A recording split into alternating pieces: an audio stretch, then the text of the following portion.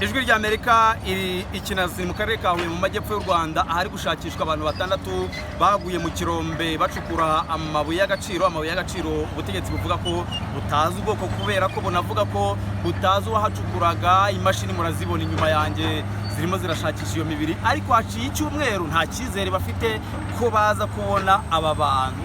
Twakoresheje imbaraga zacu tubarihirira, none birangiye tubahombye. None rero agahinda karenda kuduturitsa umutima. Iminsi ishize ari 7 twicaye hano. Ingorane ni ugupfusha ntubone n'umurambo ngo ushyingure.